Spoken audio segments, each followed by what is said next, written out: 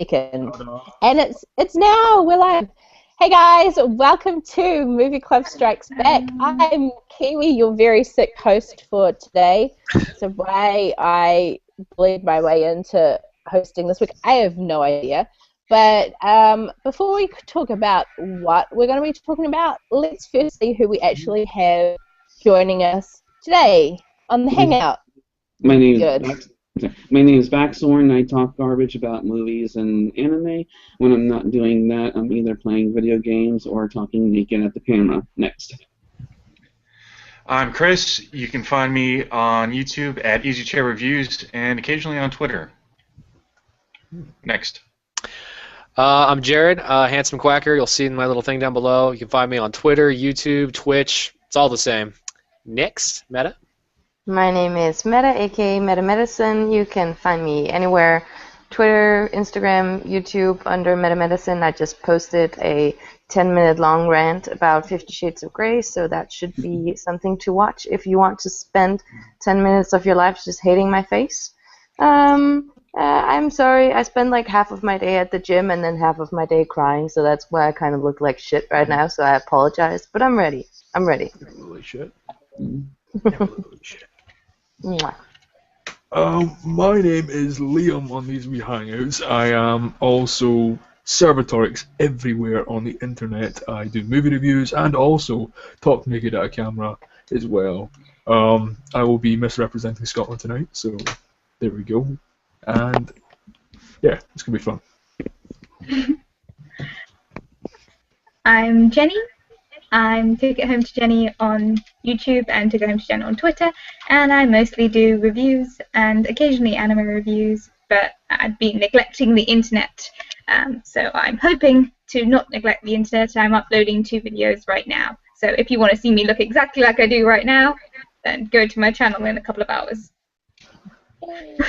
And I'm Kiwi. I've been away from Movie Club for a wee while. I've been sick, I've been busy, I've been neglecting the club. I am a terrible, terrible human being, and I should be stoned for it. But thankfully, they still invited me back with big, warm, open arms, and that makes me feel very happy. So, yeah, you can find me on the interwebs doing the stuffs with the things and this doodly what's it. But enough about that. Today is Movie Club Strikes Back Hangout, where we pick a topic and we talk about it on the internet all amongst ourselves and have a bit of a movie type chat because we love movies. So this week's topic was inspired by a wonderful experience I had on the bus last year. And the fact of it was it last year? It was around about the time where it was the anniversary of the sinking of the Titanic, and they'd re-released it into the movies. And there were 2 lovely girls sitting behind me on the bus, and one of them was like, "Oh my god, I can't believe they're making such a big deal about Titanic, like, in the movies and stuff." 'Cause, I mean, it was a really average movie, so, like, why is it in the news all the time? So I was about to turn around to her and actually school her on the fact of it was a movie based on, actual historical events, where her friend decided to show her intelligence by being, "Oh my god, you're so dumb. It was based on real-life events. I mean, what Rose had to go through to survive that experience, to have her story told, is pretty impressive." So it kind of got me thinking about the way history itself is portrayed in the movies. So I kind of want to throw it out there to the group in terms of kind of what are some movies, just to begin with, that you can think of that either take a historical event and just butcher the bejesus out of it, or add in some very not historically accurate moments more for entertainment value. I mean, off the top of my head, the first one I can think of is kind of Forrest Gump, and the fact of basically this one character supposedly has this huge, big influence on all these really important historical events that have happened throughout America's history, when we kind of know that Forrest Gump isn't real and wasn't actually there. You don't know that. I know everything. Then why are you asking the questions here? Because I want to see what everybody else thinks, because, I want to share my knowledge of everything in the world, and you don't know me. You don't know me at all. I mean, I can't think of any specific titles off the top of my head right this moment, but just the when it says based on a true life story, I mean, I always think about how accurate is this movie going to be, or is it going to be something that's just loosely based, like there's a difference between a biopic type telling of a story or a documentary of a story, where one is a dramatization of something that's happening versus actual facts and what's going on. What was it that we for a movie club we did something recently Was that was it Burke and Hare? no, not well, that's also a good movie to mention too. But the one that Nina picked, was the dramatization of how California got on the map for wine Bottle Shock? tasting. What was Bottle Shock? I I don't know how accurate that was, or if that was just like a fictional movie telling of how California became popular in terms of wine. Yeah.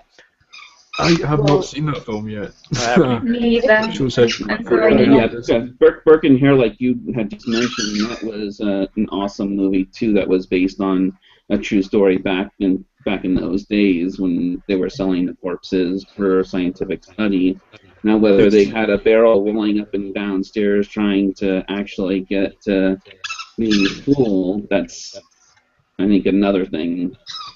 yeah, it's adapting like real life events into comedy is always going to go a little bit, gonna stray a little bit from the path of how Right. things actually happen. But I think at the start they Yeah. say something like, everything that happened in this is true except for the events that take place. I don't know, something like Right. that. Yeah. They have a it- very hilarious way of presenting that the first thing. But yeah, I mean that's my thing is like, is this going to be a biopic story or is this going to be a documentary? If it's a documentary, then yes, it has to be grounded in factual occurrences. If it's a biopic type dramatization, then they can really do whatever the fuck they want with it. I think the Well, thing that I always question is if it's a story about a specific person and they're telling it from their point of view of events that happen within their life, then you can kind of go, okay, perhaps this is exactly the way they saw it and that's right. But then when it moves to scenes that they weren't even a part of, how accurate then is it supposedly supposed to be? And sorry, Meta, I cut you off. I'm a no, bad no, no, person. it's okay. I was just on the top of my head. There's like two things that pop up. One of them was I remember in school we were talking about. Well, I don't know if that's what it's called in English, but like the Cuban Missile Crisis. I think Yeah, that's what it's we called. do. Yeah. Yeah. And it's sort of like I don't know if it's a dramatization. We were watching 13 Days. It's one of my favorite movies. I actually really like it, but I still feel like it's not as much as like the big historical elements that gets it right, but it's still deep down it's a story about the people involved, not like the whole historical context, although I know that they include all the main things of this missile crisis. So that would be my example of like a movie that depicts a true situation but still focuses on characters and people as movies normally do, but still stays very true to the actual events. On the other scale, I thought about Anastasia, the cartoon. It is actually loosely based on a true event, actually. If you take out the wizard and the talking eagle and all that shit that's going on, it's based on actual the story of the Russian family that gets slaughtered and the grandmother trying to find her kid again. And it's actually the queen is actually Danish. I'm just throwing it out there. So it's a very true story. But like that would be for entertainment, just like the backstory. But then they put all these elements in that are only for entertainment purposes, and then the story diverts completely from what it actually is in real life. So that would be probably more of an adaptation sort of style.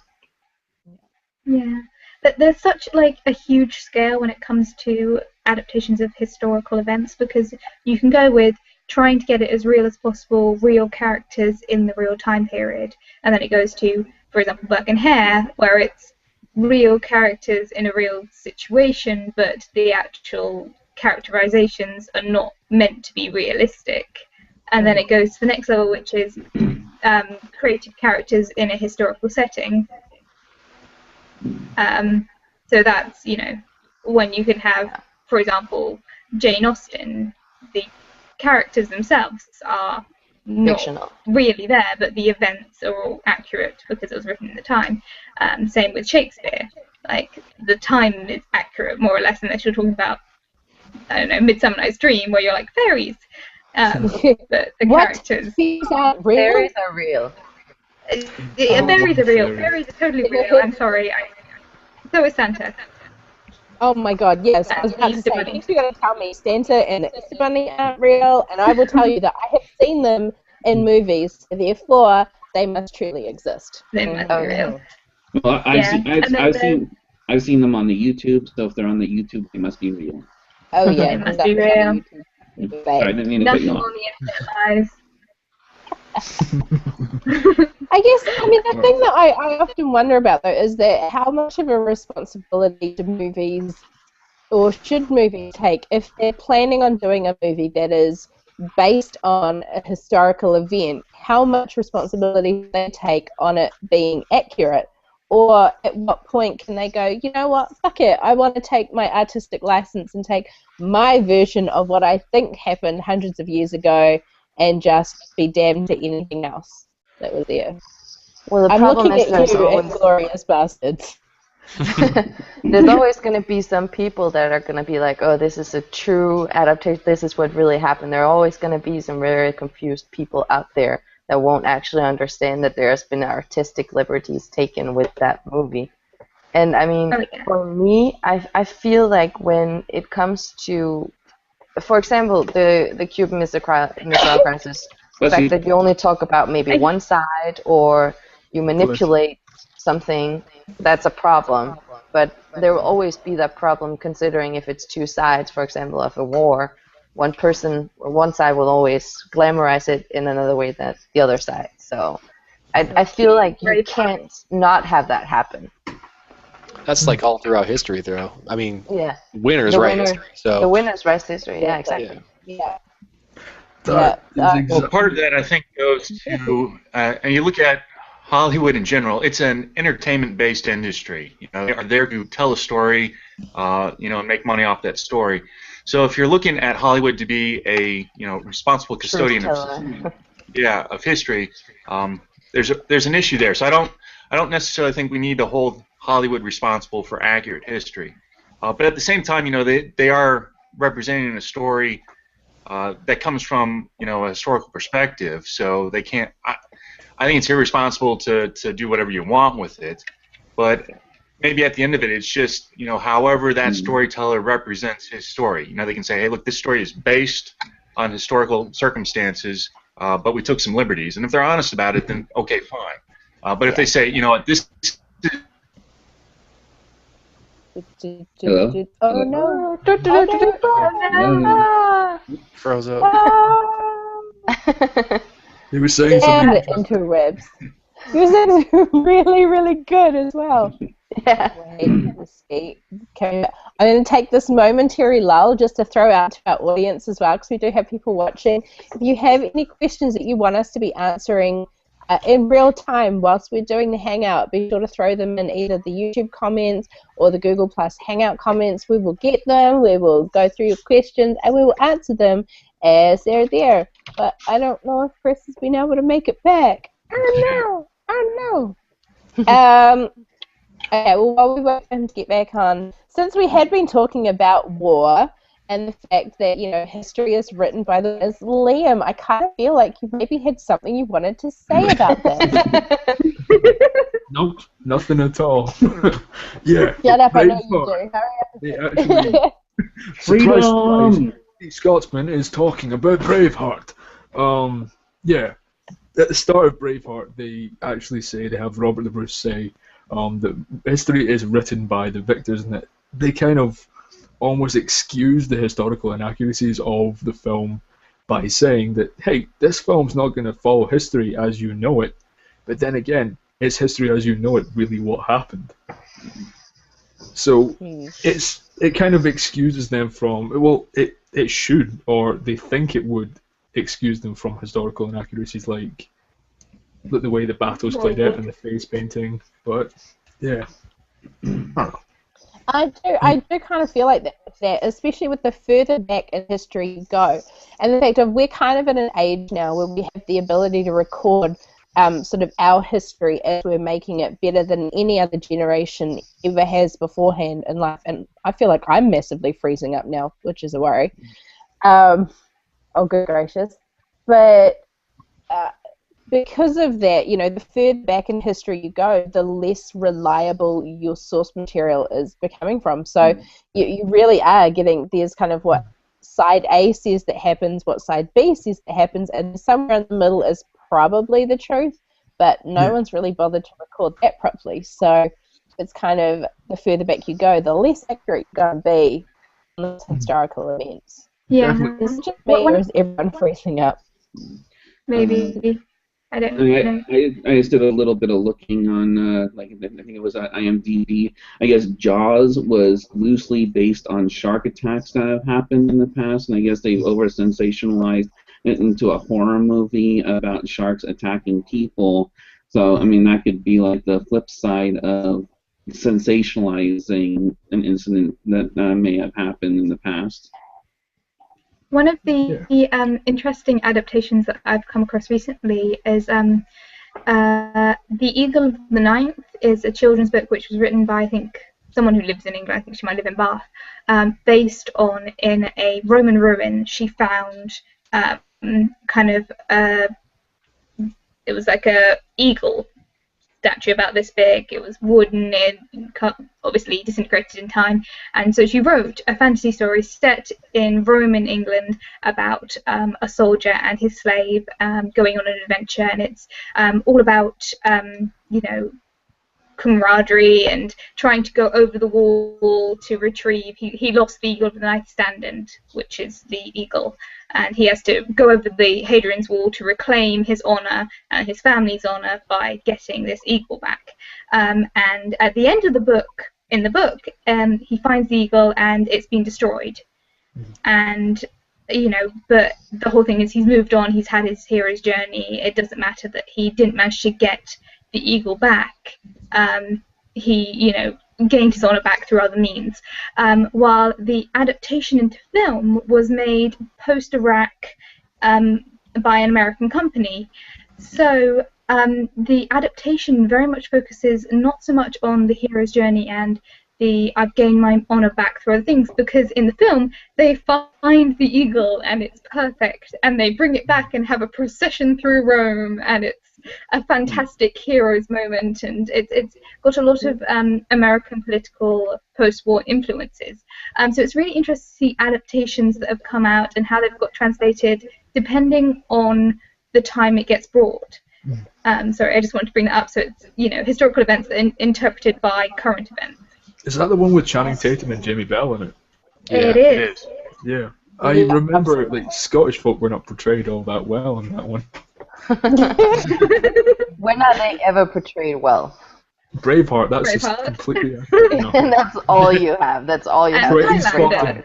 Train spotting. That is a perfect summing up of my people. Maybe that's why I haven't watched this. Highlander. Yeah, Highlander. The guy didn't even have a Scottish accent for most of the film. And then there was that ever awesome Highlander 2. The only good thing about Highlander was the TV show. That was honestly, the TV show is better than the movies. I stand behind that. The first stand movie. behind it. Yeah, the first Highlander had an actual Scottish person in it and had Sean Connery. Yeah, and he What's so bizarre? So very weird. I mean, I guess when it comes to history and movies, though, if we're really after full-on hardcore historical accuracy, that's what documentaries are for. But Yeah. it's how do you merge that wanting of a historical accuracy and entertainment value that you would get from a big blockbuster movie. Like, things like people look at movies like Gladiator or Mm. yeah, and go, that's oh my God, that's what it was Well, like. That's so oh, incredible. But what was the one about the Aztecs with the Apocalypto. sacrifices? Yeah, Apocalypto. Apocalypto. That was good. That Yeah, was directed yeah, by Mel Gibson, wasn't it? I Yep. believe so. Yeah, it was And a it good was film. I it was really liked it. 100% historically accurate, I'm sure. That was really I good, mean, I though. don't know if anyone could ever say that anything is actually 100% historically accurate, because it all, like what Jenny was saying with the adaptation from the book to the movie with the eagle, and the fact it is influenced by current times. So any movies that we make now based on historical times are going to have that influence of what is happening now, or what Mm. society now currently sees as being socially acceptable will also determine what's in a movie. Yeah, because they'll always tell the good story. They'll tell the Mm. interesting story, the one that people will watch. They won't tell like the boring story where like nothing happens. They'll create their own story if that's what needs to be done.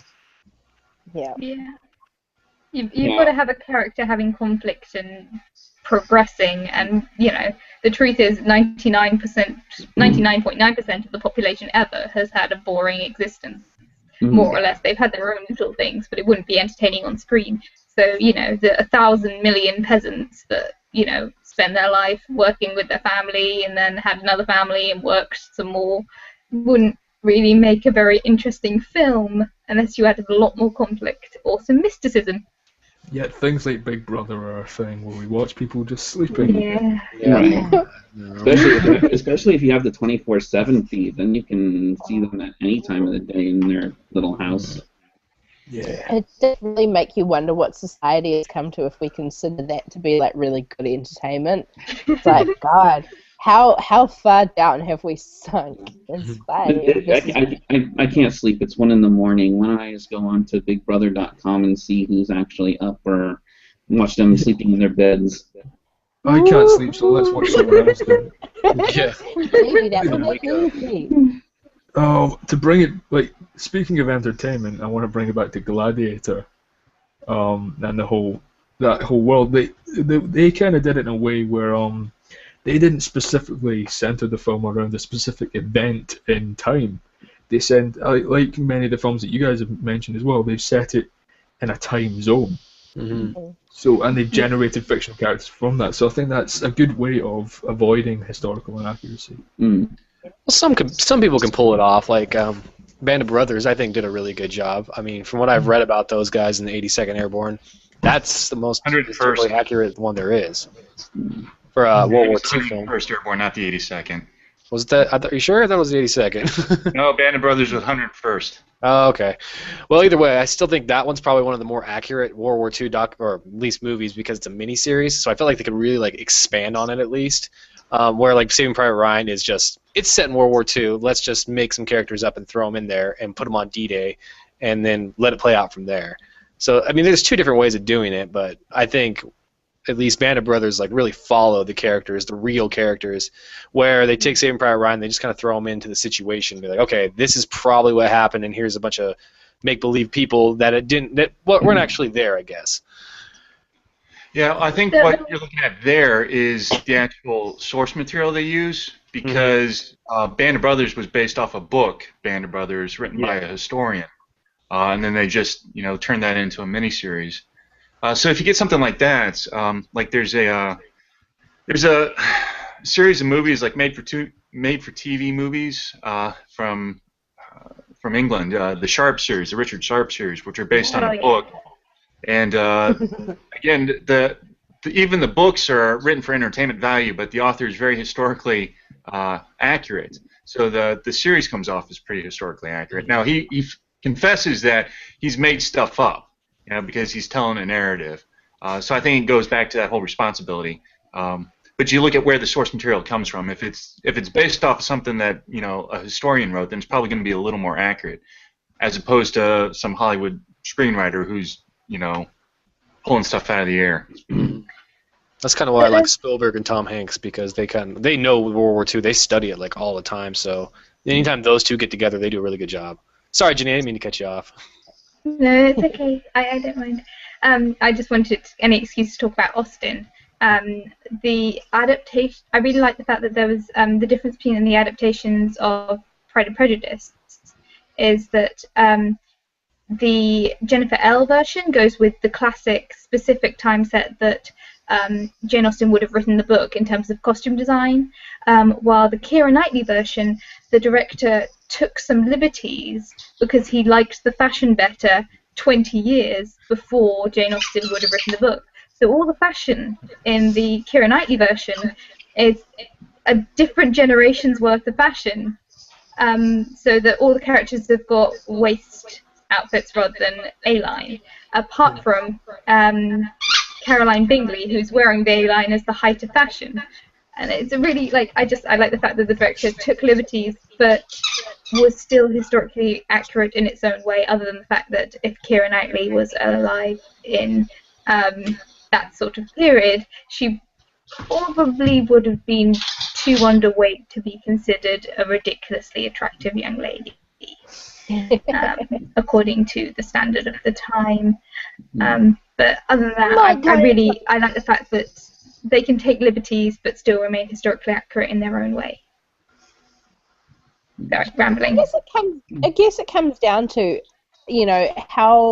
how much do we want historical accuracy? How much does it matter to us as an individual? I know there's some people that get really angry when they watch movies about a specific time period or even a specific event that is probably something that they've either studied or researched or that they've got a big love for, and then seeing movies that take huge liberties with that historical time period, as opposed to others who watch movies purely for the entertainment value of it, and if they want to know more about that time period or that specific event, will actually take time to research it properly themselves. I think you're always going to get like the type of person that has to nitpick a movie if it's even loosely based on a historical situation where it's like, oh, it has to be this and this and this in order for it to be entertaining, or if you're going to have the flip side where it's like they can be whatever it wants, throw in Aztecs in there, throw in Mayans in there, have them do a free-for-all battle royale, and you have a movie based on history. I mean, I guess this is a lot of the way that critics get their money is through nitpicking on stuff, depending on what they're looking at. I mean, it'd be nice if there was not only based on a true life story, but based on a true life story, but like little hashtag or not little asterisks underneath it, some creative liberties or what have you. You know what I'm saying? Yeah. I mean, I definitely feel like there's been a rise in the, but this is not actually historically accurate due to the rise of the internet. Like, I'm sure when I was younger and movies were coming out, I don't really recall that sort of attitude being around quite as much. But maybe that's just because there wasn't really a forum to put that out there. So I just want to say a bit of a hi to Epic Freaking Ninja, who's watching us on YouTube. Apparently, Saving Private Ryan is one of their favorite movies of all time. So we do like that movie. Can I make the confession that I've never seen it? Me either. You should watch that one. That's a really good one. I don't know if I've ever seen it all the way through. I know I've seen parts of it, but I don't know if I've seen it from straight. I remember the one memorable scene for me was like when he gets shot, the bullet like ricochets off the helmet or something like that. And that's like one of the main scenes that sticks into my head. But I can't remember if I've seen it 100% all the way through though. I remember discussing with my dad that I had never watched the movie, and when I took media classes in high school, we saw, I think, the first 10 minutes where they're just like panning across the war scene and everybody dying and shit. And then my dad was like, yeah, you pretty much watched the whole movie now. So I'll tell you I've watched it, but I haven't.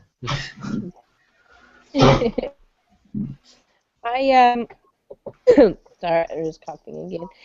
So, I mean, on movies with that sort of a historical character, I had these occasional moments when I was quite sick in bed and couldn't really do anything. So I would like pick a historical character who's had a fair amount of movies made about them and just watch all the different movies that I could find just to sort of see how everyone had interpreted it differently. One of the most interesting ones I found was on Elizabeth Bathory. Because so many people either take it from, you know, she was a completely misunderstood woman, you know, she used a lot of herbs and stuff in her life that a lot of other people didn't see, to the ones that are like, she was just a complete out and out mystical freakazoid, was killing everyone. So it's very interesting to kind of take it from that. So I mean, it's something I would recommend everyone do, is just pick one like historical character that you're actually quite interested in and find as many movies as you can about that person and just watch as many of them as you can. And it becomes very interesting to see how people interpret that one character in so many different ways. Usually ones that have like a kind of almost a mystical element to some of their stories. Personally, Dracula. I don't tend to go to movies if I want to learn something. Oh, really? What?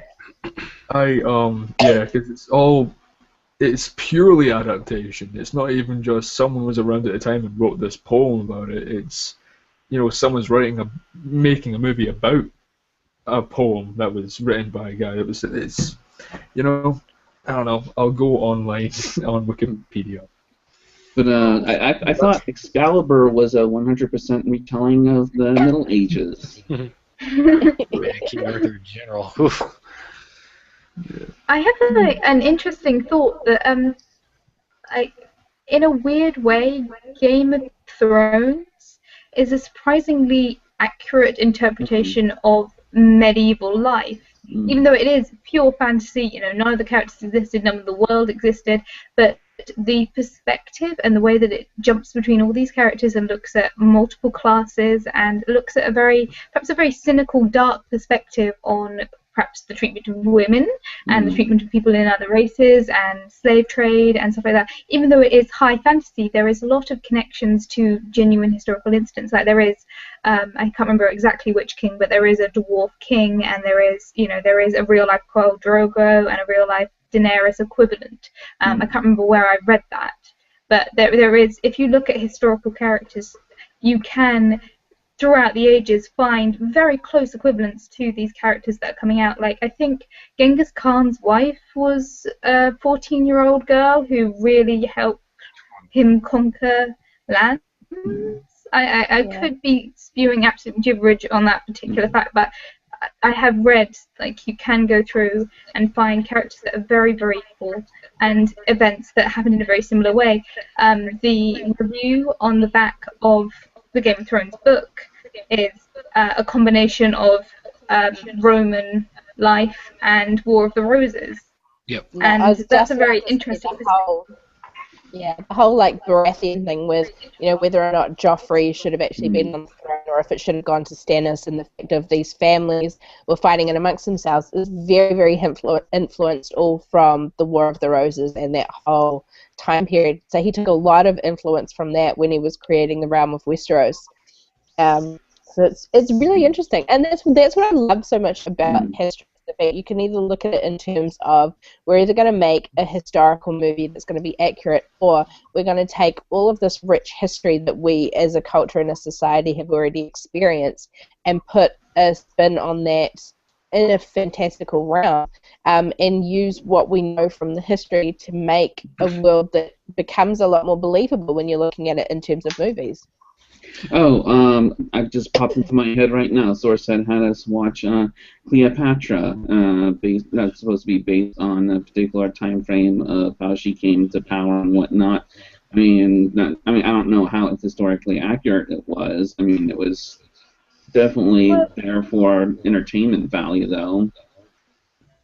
I missed that week in terms of watching that film, but as far as I know, the events are relatively accurate because Cleopatra's life is very well documented because they had a lot of written language because she was so closely connected to Caesar. They had a lot of written dialogue. They have Caesar's diaries. They have a lot of stuff. Of course, a lot of it probably is fantasized, and Shakespeare definitely had a high influence on how the Cleopatra story has developed. Sure. But yeah, the events, as far as I know, are very well documented in terms of her age and when her life and all the stages of her life, her children and all those sort of things. So it does leave a lot of material to be used. And I'm sorry I interrupted you. No, go ahead. No, you're fine. I was actually thinking, Jenny, because now you're going to be the resident expert on this. The Tudors. Tudors. How Okay. accurate? Because, like, I know I've discussed that with other friends, like, how accurate it is. Like, I know that a lot of the events are true, a lot of the big things, but there must have been, like, a lot of artistic measures taken, because I can't imagine it being, like, that whole situation being so well described into the small details. Are we talking just the Tudors, the TV show, or Yeah, all just of the Tudors, the movies and TV show.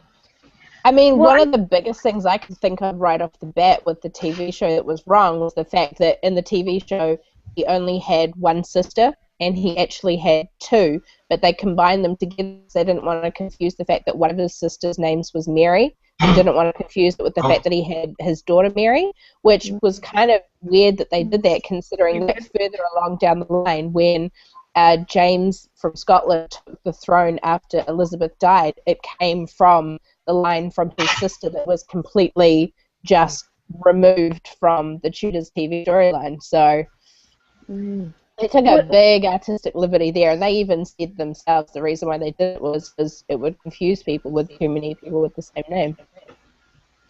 What's interesting about sorry, I keep interrupting. No, I was going to say, that's the thing with historical inaccuracies in film, is as long as it's done for a very deliberate reason and the filmmakers acknowledge that, then I can kind of swallow it. You know, it's when, you know, they just don't care and they sacrifice whatever for a good story that it, you know, kind of irritates me. And the one example it comes immediately to mind is Pearl Harbor. You know, they just kind of threw historical accuracy out the window when it came to that movie. You know, and turn the whole thing about this kind of weird love triangle. And I was like, let's just tell the story about the attack, you know, and pay a little bit of attention, just a little bit of attention to historical accuracy, and that would have been a much better movie. But as it is, it's just a complete mess that is in no way historically accurate. Yeah, it's one of the ones.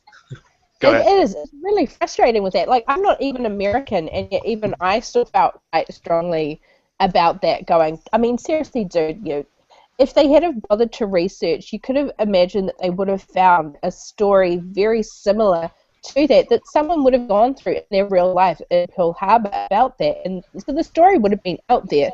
So they could have actually taken that real story that someone would have had during that time and used that as the material for the movie instead of making up the weird-ass love triangle and focusing so much on that and just glossing over what actually happened and getting a lot of it really, really wrong. Sorry. Yeah, I was gonna say it's more just one of those things where they don't care. They got to get the girls involved somehow, right? So make a love triangle movie. The closest thing to get accurate in Pearl Harbor is Pearl Harbor got attacked by the Japanese. Oh, and then they threw in the Doolittle Raid. Look like, okay, that's it. And then we're going to focus more on the characters instead of actually what happened, which is what I was there for, to see actual Pearl Harbor and see the Doolittle Raid and see all that stuff instead of getting a love triangle that I don't care about. But they got to hit all demographics, so you can't blame them for it. Oh, I can blame them for it. That's easy. It's easy to blame them for it. Yeah. Yeah, I think the story's got enough legs on its own. You know, you can tell a story about somebody surviving this horrible, you know, event without having to, you know, I mean, the Doolittle Raid was a nice inclusion, but I don't think you necessarily needed it to tell the story about Pearl Harbor. And that's the thing.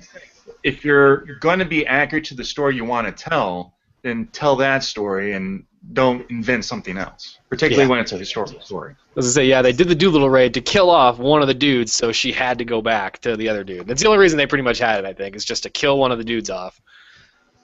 Yes, it happened, but let's kill a main character off, and then we'll what is that her third time around going back? Kate Beckinsale, then Hartnett, then Ben Affleck again, right? I don't remember. I don't like that movie. I blame only myself for not seeing it yet. Don't worry about that one. I Saving haven't Private seen Ryan, it either. watch though. Yeah, you Okay. are You not can missing give that one a pass, and your life will still be complete. So. Yeah. It's Ben Affleck though. I don't give a shit about Ben Affleck. I'll second that motion. Sorry. Batman. I mean, I'll give a shit about that, but, you know, aside from that, not really. Sorry. I'm gonna go back on Jenny's thing because she was talking about it earlier, but the movies that are like set in the time, like she was talking about the Eagle, and I just started thinking about 300. I mean, that was a call to arms to America right there. The end of the movie, I mean, there's pretty much throughout the whole movie they're talking about, oh, freedom, we'll fight for our freedom. Yeah, they're not gonna talk about the Spartans actually having slaves or anything like that, but fight for your freedom, guys. 2005, height of the war, why not? I don't know. I think some of it's like a political thing, but some of it's like, okay, we can make a kick-ass action movie. And, you know, I actually do like 300. I knock it a lot, but it's still a really cool action movie, regardless of all the I like inaccuracies in it. And now that you mentioned slaves, I mean, how many Western movies, cowboy-type movies, have we seen where it's like the slaves aren't even mentioned at all? I mean, Yeah. Django Unchained is like the first one of the ones that actually said, we actually have slaves during this time period, and some of the ethnicities are even selling their own people, which I'm sure pissed off a lot of people when they saw that in Django Unchained. I mean, a lot of the cowboy movies don't even have that as a thing. Well, I think that kind of depends on what time frame the cowboy movie takes place in. Like if it's in the 1880s, which was the height of the Old West, slavery would have been dead for 20 years. But at that point, a lot of those cowboys, a lot of those Western frontiersmen were either black or Hispanic or of those kind of minority races, because they took those jobs and they were the ranch hands and stuff like that. So it's interesting that a lot of our cowboys are white in the movies when they probably wouldn't have been in real life. Mm. But it's all about what's going to sell like the general public, and it's probably going to lead into another topic that I want to do in a few weeks' time, but it is on racism in movies, because it was from an article that I read, and when you think about it, when was the last time you actually saw a black man and a white woman as the two main characters in a relationship in a movie where the actual storyline of the movie isn't around their being different races and coming together as a relationship? There's very, very few of them we actually see. You can see it in the other way around, but it's only because back when Will Smith did the movie Hitch, it was actually supposed to be him and Cameron Diaz, and everyone was like, oh, she's a bit too white. Let's change her out to Eva Mendes. She's a little bit more generic ethnic type because the public might not like it. And it was quite interesting. But we'll save that for another time because, that's deep. That got me thinking about, who was it? Peter Dinklage in X-Men, though. They were talking about him and how in X-Men Days of Future Past, nobody mentions he's a dwarf. Nobody talks about his height at all. He's just a character in the movie. So maybe they'll get around to that part at least. But for right now, that's a big step forward. Yeah. It is. It's huge. I mean, oh God, I tell you what, who was the guy that was in Willow? Oh, Davis? Yeah, Warwick Davis. Warwick Davis must be hating Peter Dinklage because, like, until Peter Dinklage dies, he's never getting another good part. Peter Dinklage is going to take all the good parts and leave him. Well, yeah, Peter Dinklage is a much better actor than Warwick Davis. I love Warwick Davis to death, but Peter Dinklage is, much better. He's incredible. I love him. He's amazing. See, like what you said earlier on, like movies, actually just there, that movies, the way the producers they change like things about the film and things about their source material to appease the audiences and what they think will, audiences will respond to. For the purpose of story improvement, I can get on board with that. But for movies like, I want to talk about like Troy, that was based off of the Homer's Iliad of the actual events. I doubt that the Homer's Iliad spent 10 minutes showing Brad Pitt and Eric Bana dressing up and being shirtless, that kind of thing. That Yeah. was some good artistic freedom right there. That's That, that's that just was all about costume direction and helping us as the public to understand how they would have dressed back in those days, to have a good understanding of what of how the wardrobe Of the attire differed. athleticism oh Yeah. yes. of Oh, that preach, diet sister, as well. preach. And Mhm. there Yeah. we have it, Now, gentlemen. That is my, why uh, that happened in that film. Now, I my mean, big my Brad thing with Pitt's Troy, and that's one of those. No, my thing with Troy, and it's one of those movies. You know, it's fun to watch if you turn off your brain, but Yeah. I look No, at that it, is not. and you know, it like you said, it's based off Homer's Iliad, and that story has been around since literally before Christ. You know, Yeah. it's ancient Greek, and yet they change it. They made literal changes to the plot line because I guess they could do better than Homer, and so that just Homer. Don't. I think I had another experience with that movie, very similar to the Titanic girls on the bus. And one morning on the radio, they were doing like one of those guys versus girls type like competitions of trivia. And one of the questions that the guy asked was, who was the person who shot Achilles? And she turns around and she goes, "Oh my God, like I haven't seen the movie yet. How am I supposed to know? It's only just come out." And it's like, Jesus, woman, it's been around for freaking ever. Like, I mean, I get it if you haven't even read the Iliad, but you should at least know the fact of the story for this movie came from here. And I'm like, man, we society is so dumb. I mean, story of Achilles is taught to us in like preschool, not maybe not preschool, but primary school and like elementary school, and whatever equivalent there is out there that's not those two. I learned it in primary school. Yeah, it's just it's frustrating. I wasn't necessarily going to bring it up because I know it can be a bit of a touchy subject for some people sometimes, but movies that are based on like events in the Bible is another one that I find really interesting, because you've got the source material of the Bible, which has been translated so many different times and is broken up into so many different subsections underneath Christianity, for example, and everyone reads it, interprets it themselves in a very different way. And yet then when you have movies that come along, like say like Noah, for example, and they take rather large liberties with it, but again, it's like you can't really hold that too much against the directors, because with something like the Bible and religion, it is about a person's own personal interpretation and relationship with that material as to how they're going to see it. But I mean, I don't, if I was a movie maker, that would be a gamble that I would not be taking, because although on the one hand you're going to have like a really good built-in audience right there and there with you, you also run the risk of pissing off so many people. Well, that's the thing with Noah. They tried to make it so that they kind of made everyone happy, where they had sort of elements of atheism and Christianity in it, but they ended up pissing off everybody. Kind of. Apparently they're doing another. He's doing another Bible adaptation, although I'm not sure which. Noah 2. Yeah, there's an Exodus movie coming out here shortly. Yeah, with Ridley Scott. I'm Yeah. actually excited about that one. I'm I don't know, interested Ridley because Scott, he's one of those guys that, with historical movies, it goes 50-50. You know, sometimes he does something that's really interesting, and other times he just botches something really completely. So, and it can be in the same movie, so it's weird. Who's directing it? Ridley Scott. Oh, okay. Cool. All right. So it's like we're gonna hope for another Gladiator type thing. Well, Yeah. but we'll see what happens. Yeah. I think Even though the inaccuracies are there, but who cares, right? I mean, as long as things look pretty on the screen. I mean, here's the other thing. It's like back in the day. I mean, you have classic movies like Samson and Delilah that are based off the Bible stories, and they did a great job at telling the story and not managing to piss people off and going off the source material.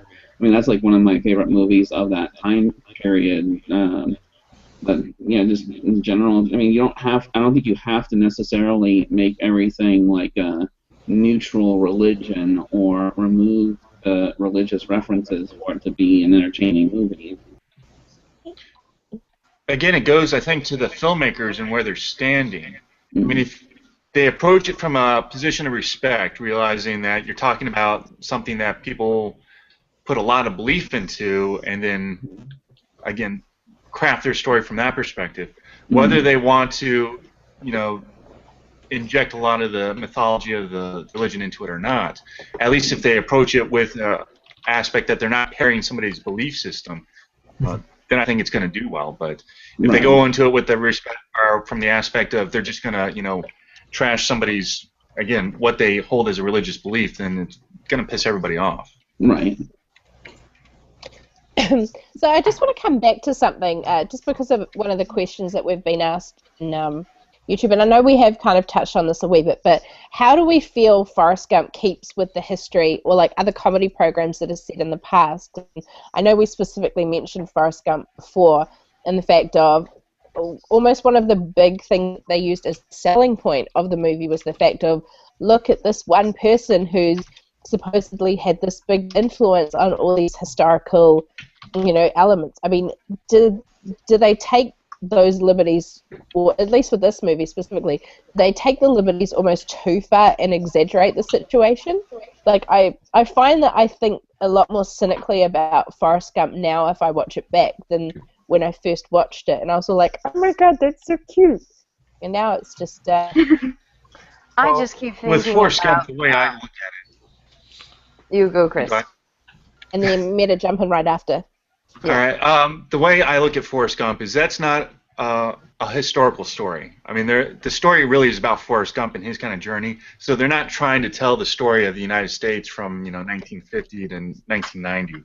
They're telling about this one guy. So I can forgive it a little bit if they kind of interject him into all these situations where nobody was, and they kind of play with history a little bit, because it's not about the history, it's about the guy's journey.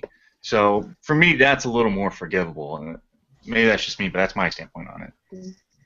No, it's true about it's a person's story. It's not, well, but then they also mesh it with the country's story, and I think that's where it loses me. I mean, it's fun the first time you watch it. You think, oh, this is kind of fun, and oh, that's how the Smiley got started and stuff like that. But then when you watch it again, you're more like, oh, really? Are we supposed to actually believe any part of that? But what I kind of got thinking about that was, we know somebody else who creates history in that kind of way, and he's a dictator in North Korea. So I don't know if you want to create your own history like that and basically say that you're the reason all this stuff happened. So I don't know.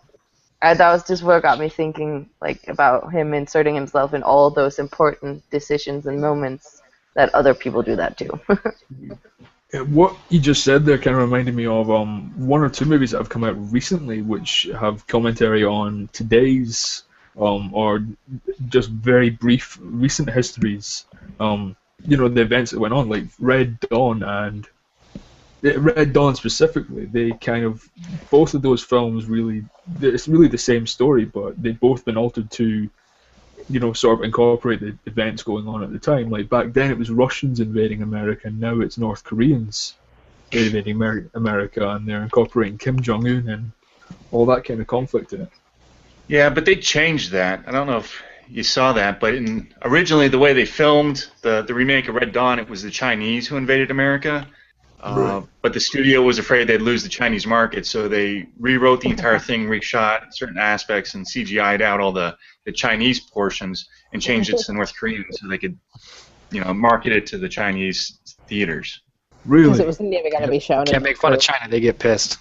Yeah. They've done that a lot with it's kind of off topic, but like some of the Iron Man 3. They changed some stuff. They added some stuff so they could introduce it to the Chinese theaters. It's bizarre, but they want the market. Well, isn't again off topic, but isn't Brad Pitt like he's not allowed in China because he did 7 years in Tibet? I mean, that's how China takes things. They're very personal. Well, wasn't there also like a certain dictator that's going to go to war with us because of a YouTube video? Yeah, Oh I yeah. doubt that Seth Rogen will be allowed in North Korea anytime soon. Or Franco. Yeah. Or the guys from South Park. So one of my favorite movies of all time is Top Gun. I love that movie. That shit is the bomb. And when they were talking about making Top Gun 2, everyone was all like, "Oh, well, who are we going to go to war with now?" This movie, and I'm like, well, given the way shit's going at the moment, we probably could go head to head with Russia again, like they did sort of in the first Top Gun movie. Because, and again, it was like a couple of years ago. You'd be looking at it going, well, who's the biggest sort of like opponent right now that the US has? Oh, it's all everyone in the Middle East. Well, they don't have a huge amount of like, you know, fighter Armies. jets, stuff like that. Whereas now it's like, oh, North Korea and Russia are being a bunch of dicks. We can film Top Gun too. We have like enemies again now that can compete with us on that level. And did yeah, have it all that. sort of comes down to They current did have events. that. They did have that in Red Dawn, didn't they? They had the kind of Russian involvement as well against the US, didn't they? They did. Yeah. So they didn't want to make Russia like the main bad guy in this, just in case there was hope. But they wanted to implicate them anyway. And what was the first one? Was it Russia and Mexico working together? Listen, And they went right up the Kinda, middle. I remember sorta. that. I mean, it was like Russia and Cuba. Was it Cuba? Oh, okay. Because I remember they went That straight up the makes middle. I'm sense. like, well, how did they get there? It had to be through Mexico. I can't remember. I haven't seen the original one in Yeah. a long time. I get because it was like Cuba, and then I mean, again, mainly it was the Russians, but there was like Cuba and Venezuela and some of those kind of, Oh, okay. commie South American countries. I'm going to have to watch the original again. It's been a while. Yeah, it has actually. That'd be a good pick for Movie Club. so I think Viewing- one comment that I Viewing was going to make red- just sort of on Forrest Gump that I forgot to make is that although, yes, the movie had been made quite a while ago, there's something about the movie that I could really understand it being made today, in the fact of it's this one character and how, oh my god, look at how he supposedly influenced all these important historical events. And it so talks to like the narcissistic kind of, oh dear, I know what's going on. And how it sort of talks to like the narcissistic nature of today's like modern society, and we're all like, we've got to take a selfie of everything, and we're like the center of our own universe and the most important people in the world. So I feel like Forrest Gump, for all the like younger generation that haven't seen it, would like totally get it. I and have not feel- seen Forrest Gump. if you watch it now, you'll be all like, I could totally see how like younger people would like totally think this is the best movie ever, and the fact that it's like, oh, look at me, I'm the most important person in the world, which is kind of how we all think now. I'm gonna risk it. I really like when you have historical films and then you have real life character cameos. And I really like that sort of concept because in, again, Jane Austen, it's used to talk about Jane Austen, in Northanger Abbey, when she's in Bath, she's with her friend and they go to like a society club thing, and they have to get introduced, and so they get the host, who was a real life not Victorian, God, horrible, that's bad, I hate it when people say Austen set in Victorian times. They have to get a proper host to introduce them to society because otherwise it's considered rude, and that person existed and was a host in Bath at that time. And similarly, when you have other films and historical adaptations where you have those cameos, so Shadow in the North has a cameo from Bram Stoker. Doctor Who is brilliant for it, where you have Dickens and Shakespeare and Queen Elizabeth and all of those characters, but we're travelling from the point of view of fantastical characters, so we're just kind of like the sidelines to the real historical parts. And I really like that. I think, again, I haven't seen Forrest Gump, but it sounds like it's that sort of scenario. Very much so. We did kind of gloss over a question that Meta asked earlier about the Tudors, so that was actually kind of my fault, sort of jumping right in there and just being so rude and cutting everybody else off. But just going back to the Tudors themselves, like not only with the TV show and with the movie, there was so much history recorded about the Tudor family and what was happening during that time that there's this massive wealth of source material for it, and it's quite interesting when you watch like all the different movies and the TV shows and sort of the way it's all interpreted so very differently. But I mean, Jenny, have you actually seen Tudors the TV show? the I TV haven't series. seen Tudors, the TV show. I think I watched the first episode and it didn't really appeal to me that much. But I think it's very interesting with Tudor period interpretations because there is a wealth of knowledge. There was a lot of written discourse going on at the time, but there was so much political stuff going on. There was so much change, particularly because of all of the stuff that was happening. Like the most educated people that were writing the histories were the monks and the priests, and because at the time there was the huge religious overthrow that was happening with Henry and onto the Stuarts, so much of the history was rewritten and reinterpreted. So if you, for example, the other Boleyn girl, if you look at the records of her, there's a lot of conflicting information about how many children she had, when, and how old she was, whether or not she was older or younger than Anne. There's so much conflicting information that there's so much room for interpretation. There's so much room for, there is, of course, some things that you can pin down through multiple sources, but it does feel like when I look up history of the Tudor period, like no matter how much research I do into it, there seems to be so much actual source differentiation at the time that there is a plethora of options available to modern adaptations. Yeah. Yes, you look like you want to say something. I was wondering, I've never seen the Tudor TV show at all. Is it just about the actual events that happen, or is it more focusing on the characters and their development behind the scenes, or? It's like that start of Henry VIII. Yeah, And I it would goes to say the very end of where he dies, and yeah, they get very into like the characters back then and what they were doing.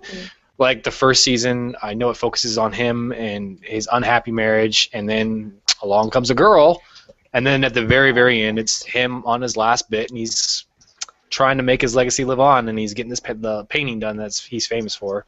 I can't say much without like really spoiling, and I haven't seen it in like 2-3 years, but I think it's only 4 or 5 seasons. It's pretty good. There's well, a I'm lot. guessing since it's historical, you aren't really spoiling anything. Yeah. Well, if you don't know it. That it But, died, yeah, divorced, that it survived. Yeah. That's all But I'm it's saying. like mainly focused on him, I would say. Like, in the first and second season, really focused on Anne Boleyn, like really. Yeah. But then does showcase this whole not riot, but Reformation. conflict with the church and everything. That really is the main focus as well. Yeah, that's a There's good a one. Peter lot O'Toole of is really good side characters that get a lot of exposure, like, sort of the relationship that he had with Sir Thomas More and oh god, what was his name? Was it Richard Brandon? The one who ended up marrying his sister? Yeah, I don't Played remember. by Isn't Henry that Cavill Superman? and all of that. Yeah. So, I mean, and there's, you kind of show it as in sort of the after effects of just leading on from a lot of what had happened with the War of the Roses and how, like, Henry's father came in. So it starts from that time period or just before then and goes all the way through. But there's a lot of characters that get a lot more development sort of off to the side, like ones that you almost wouldn't expect, like Chapuis, the guy who was the oh god, what is the word I'm looking for? He was like the diplomat from was he from Spain? No. The one who spent a lot of his time dealing with like Queen Catherine and then going on to like Princess Mary and was kind of like one of their main confidants and stuff. And there was a lot of recorded history about him and sort of like the place that he played within, British court. And so you get a fair amount of exposure to him with that as well. But yeah, it was a really interesting show. I think I like it a lot better than Reign, which is on at the moment, supposedly about Mary, Queen of Scots, and it is I was wondering how long it would take for him to do that. Oh, it is so insanely historically inaccurate. It is basically just designed to be kind of like a Vampire Diaries type show for young teenage girls, but supposedly giving them a look into historical life, which is so wrong. Wait, hold on a second. Are you saying that they're incorporating vampires into that kind of thing? Because I'm completely unaware of what you're talking about. I know, I'm looking it up. No, it's more that kind of because I think it's done through the same network. But you know how like shows like Vampire Diaries, they're all like there's one girl and then two guys, and they're all like so young and hip, and like how it's this big like battle for her heart, and they did a lot of that with Rain, the fact that they had. The prince or the dauphin that she was actually supposed to marry and did, but then his bastard brother Bash, and it's kind of that they put a lot of like modern music in it. The costuming, whilst it's really really beautiful, is the most historically inaccurate costuming I've ever seen in my life. Mhm. It's targeted for that Vampire Diaries type market, as opposed to say like Tudors that was sort of targeted for a wider audience of people who actually wanted a bit more of the history brought into a show. Like when you said on the modern music thing, back in the sort of misplaced music, if you will, like that reminded me of A Knight's Tale. Yes. Yeah, not really known for its obviously. You know, that's one of those movies. Yeah, it's inaccurate. I mean, again, it's not supposed to tell an actual historical tale. It's based off, Chaucer's A Knight's Tale.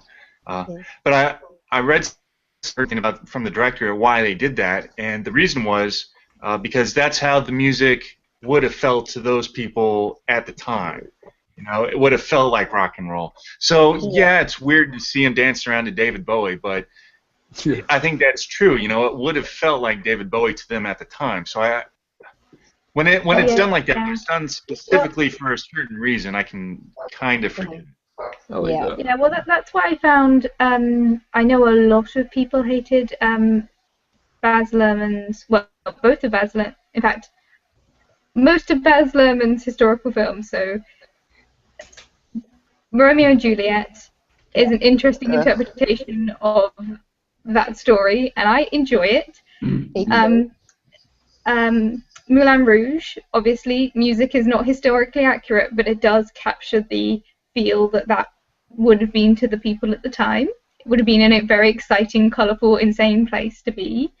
And most recently, obviously, The Great Gatsby, which I thought was a really fantastic interpretation of the book, even though it did focus on some plot points and kind of ignore some others. It really, for me, it captured how I felt when I read the book. It really had that sort of visual, encompassing feel to it, particularly with the music. And it's not at all historically accurate. You can completely remove any level of historical accuracy, but it captures the feel of the book so well, and feeling of just hyperactivity and grandiose living. I've always wanted to see Amadeus, but I'm wondering how accurate Amadeus is. Yeah, I'm with you on that one. I need to watch it. Yeah, I don't think it's very accurate, but it is a good movie to watch. Yeah. But then again, I don't think that it's something as we're talking about the Tudors, as it's very well described. I'm not sure the life and death of Amadeus has been really that well described, and because it is again a really personal story, it's difficult to find that really true aspect and side of telling. But it is a good movie, it is. But for the most part, I do think that it's true from what I've heard. Okay. One thing that the Tudors has always reminded me of that I'm intrigued on in checking out is the Borgias TV show with. Which one? Because I watched the one that no one else has watched. There's the Borgias and there's Borgia, and I've watched Borgia and not the Borgias. And so I was reading the Wikipedia plot synopsis this didn't happen. What episode are you on? And it was because I was watching the wrong show, but it was a really good show. But it's just confusing because everyone's watched the Borgias, and I watched Borgia. That's the one with the guy that played Scar in it, right? Yeah, Jeremy Irons. That's his name. God damn. I watched the other one. He played Scar. Which, on a completely random topic though, the guy. So in The Lion King, with the fact that Jeremy Irons' character is called Scar. I mean, was he born with a scar and they decided to call him Scar? Or was it just It's a that he nickname. got a scar later on in life and then he just got stuck with the nickname permanently after that? It's like, he is like the king's brother. You think he would deserve a little bit more respect. Maybe you can understand why he gets so pissed off if he's just like stuck being called like a random nickname, even though, he's a pretty important dude, being the brother of the king. I mean, if we're going to talk about Disney animated movies, I want Alan in here to explain to me how Donkey and Dragon had a kid. Oh, I was just going to go back to Pocahontas for historical accuracy and be like, no. Yeah. Not even close. So not. Yes, Yeah. Pocahontas existed. That's all we got from that. Yeah. Have you seen Disney another likes to adaptation take of a lot of actually there's a lot of like movies that Disney have done that have been based on like historical stories, and they've taken a lot of very, very large liberties with it. there was another adaptation of Pocahontas with Colin Farrell in it. Yeah. That was That's the Spanish, new actually. Yeah, the last that played Pocahontas was actually 13 at the time of filming it. That's There was- more historically accurate. Yeah, which kind of, I doubt Colin Farrell was very comfortable with that at the time. There was also another adaptation called Avatar. Yeah. Yeah. What was that movie? Oh, The New World. That's what it was. Actually, you kind of bring up a point with the fact of, with their remaking, the fact that the girl actually was 13. I mean, in a lot of, like, the actual historical source material, some of these people were very, very young, and obviously, for the sake of movies, have to be aged up just slightly, because it would be things that we as, a collective audience watching would find very, very uncomfortable. I mean, I know it's not a historical movie or anything historical, but like with Game of Thrones, just throwing it out there because it's off the top of my head, so many of the main characters, like the Stark children and Daenerys, were massively aged up because it just would have been way too uncomfortable for us watching like Way too 14 and rapey. 50-year-olds. Yeah, And just they've recast Marcella Baratheon. I am so Why? upset about that. I am so upset. I love Amy Richardson. They have? Yeah, Yeah, they she's now like a recast her. teenager type character, which means there's going to be sex. Yeah, I'm not happy. Sex in Amy Game of Thrones? Richardson would have been What? old enough. There's gonna be sex in Game of Thrones? You've blown I my could mind. would never have. There's gonna be naked penises in Game of Thrones. That's blowing my mind. There not might from- even be nip slips. Nip, snip, No. Yeah, no naked penises from Greyjoy, though. Nope. No. Too soon. Too soon. Oh, so wrong. So wrong. But I'm sure this is something that we could leave for a topic that Meta is going to be hosting at some point, which is going to be a book adaptations topic, which we're all very excited for. Yes, we are. Yeah. You said that like, oh my god, I'm gonna die if we're gonna Oh talk God, about she's movies. got to talk about it. I think I got it out of my system because Are you referring to that YouTube video that was just posted not too long ago? Yeah, exactly. Do you know how much I had actually filmed before cutting it down to 10 minutes? Probably 45 to an hour. Yeah, something like that. No, Probably the most place. I think when it comes though to sort of like history in the movies, it's really about. For me personally, I like it where if they're gonna say or if they're gonna utilize a historical event but take really strong artistic liberties with it, then at least say so at the beginning. Yeah. And I think as long as they say that it's based on historical events, because there's a difference between saying that something is based on a historical event and this is a true story. Inspired. Yeah. Oh, and Well, I also inspired by is just like there was a time frame at which this maybe happened, and none of this stuff actually happened, but we put it in that real time frame. But then again, that's, like Anastasia, for example, that is inspired. That's not based on a story. That's just inspired by. So I feel like a lot of movies coming up now are mainly inspired by historical events, not really based on it. So I think like you can have those three sort of distinctions, like a true version of it, something that's been inspired, and then something that's based on it, but still has taken few liberties. Well, Yeah, One movie I something. think because kind of talks. I think what you're getting at there is The Patriot came out a couple years ago with Mel Gibson. You know, Yeah. because his character there was a conglomeration of a couple different guerrilla fighters from the American Revolution, as well as kind of his main antagonist, who again was kind of an amalgamation of some British officers, but you had some actual real life officers, some people who were really there. And the movie, I mean, it's an entertaining movie. It's not again another really historically accurate one, but I think it's got its strengths and its weaknesses. it's one of those things that like historical adaptations have been happening for so long in so many different ways. Like again, Shakespeare, Anthony and Cleopatra really existed, really had a relationship, and then was romanticized by Shakespeare, which then has been interpreted into different films over the years. Sorry about the echo. I think I'm echoing quite badly. And Henry V, real ruler, interpreted by Shakespeare, future interpretations. It's something that's been going on for so long, and it's partially, I think, propaganda if it's happening at the time. So, interpretations are always from the perspective of the winners, going way back to Bravehearts. It's all to do with interpretations at the time and then interpretations from the future. Again, Baz Luhrmann being the epitome of the directors that take a modern interpretation to a historical setting.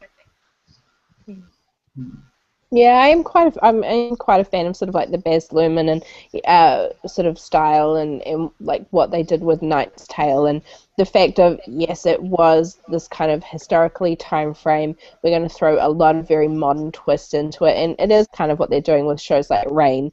But the fact that they're actually when they state the reason why they're doing it, that's when I really enjoy it. When they're saying, these guys would have been equivalent of rock stars back in the Middle Ages, so that's why we're pulling in a lot of this modern rock star type feel to it, like what they did with Knight's Tale.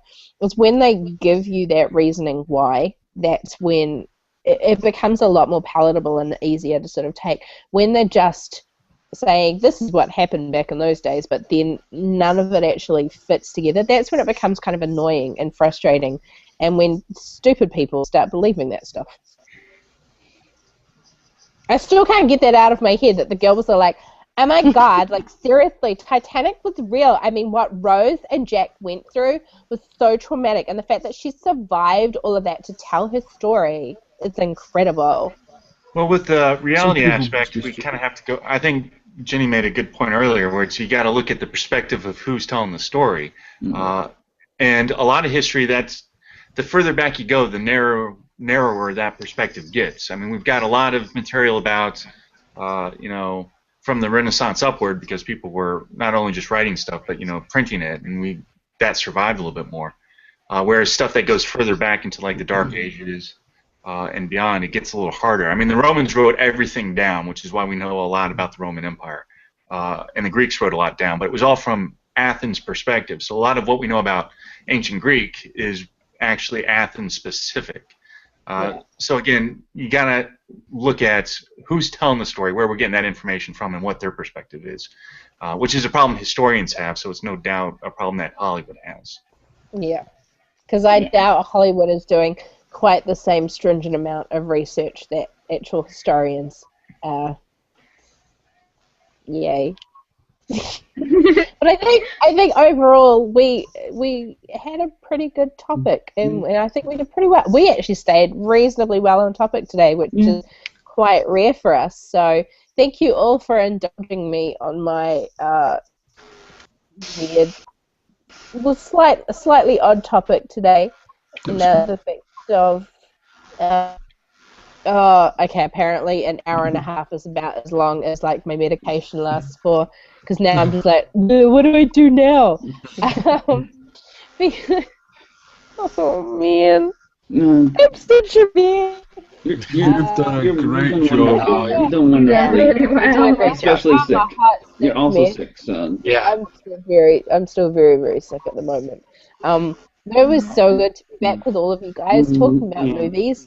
For all the people that have been watching and that are watching later on as well, please submit topics to us of things that you want to hear us talk about and dissect and discuss from various different angles. You can either do it by posting underneath this video link here on YouTube, or just sending us things to us on Twitter or to our Facebook page as well. And just tell us what we should be talking about with movies. You know, which specific movie directors or actors should we spend a whole hangout just discussing? What random topics do you want to hear us going on about? Otherwise, we will just have... Oh my god, I didn't talk about George Clooney. How did I last the whole hangout without talking about George Clooney? George Clooney does some really good historically type movies, like what he just did with the Monuments Men. Tell you what, was Kiwi, reasonably good. but I do it for you. George Clooney made a good Bruce Wayne, not a good Batman. Batman armor does not have nipples. Well, He when was- George Clooney is Batman, they do. Exactly. Well, even he says that the movie was shit, and I've never said that the movie was great. I have just that, to me, he is more what I would expect Bruce Wayne to be like. But we're not talking about comic books. We were talking about history in the movies. So, you know what? How about everybody keep down the line and sort of just sign off and just let everybody know where you can find you guys individually on your channels, because we all have our own channels. We all do movie reviews, especially for hashtag Movie Club Strikes Back. And we will come through and we do our weekly reviews. So, yeah. Okay. My name is Backthorn. I'm over at youtube.com/Backthorn, where I talk about animes and movies. When I'm not talking shit about those, I'm stalking your videos, putting them up onto the Movie Club Strikes Back playlists. And when I'm not doing that, I'm talking naked at the camera next. Christopher, again, at Easy Chair Reviews on YouTube, and you can find me there where I sit in an easy chair and talk about movies. Next. Jared. Jared's gone, so I'm gonna jump in, I guess. My name is Meta, aka Meta Medicine. That's where you can find me on Twitter, on YouTube, on Instagram. I can't believe I almost forgot that. That's like my addiction. I again do movie reviews as well. I did just post a 50 Shades of Grey reaction trailer. And don't really forget that next week is my pick for Movie Club Strikes Back, which is American History X. So there will be a review up for that on Friday, which I'm very excited about. And I think that's about it.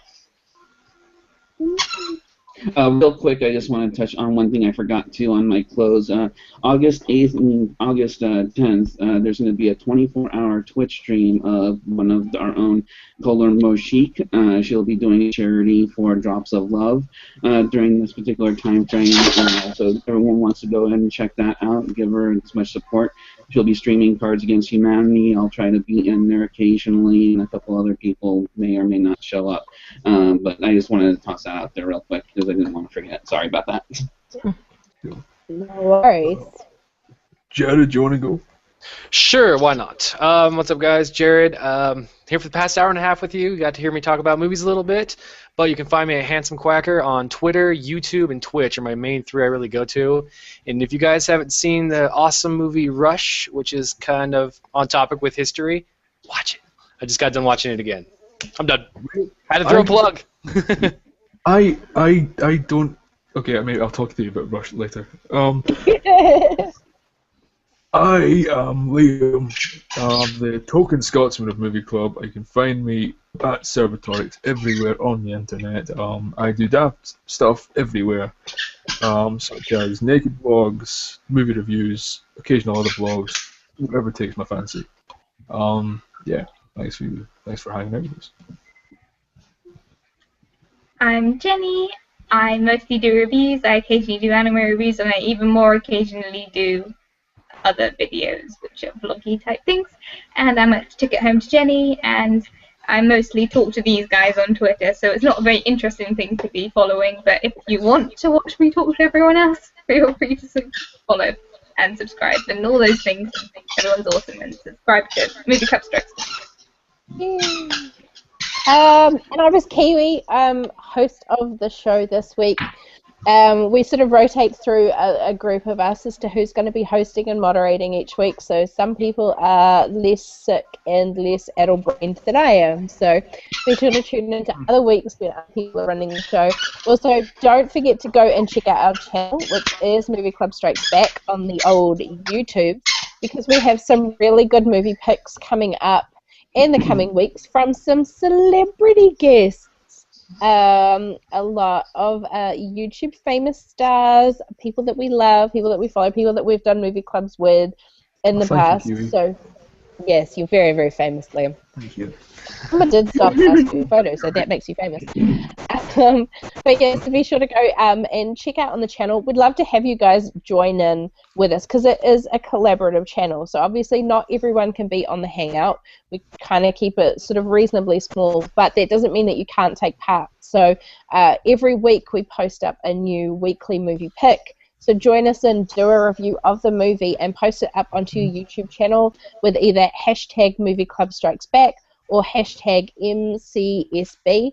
And Baxel will find you. You can either actually tag us in the video and make it a bit easier.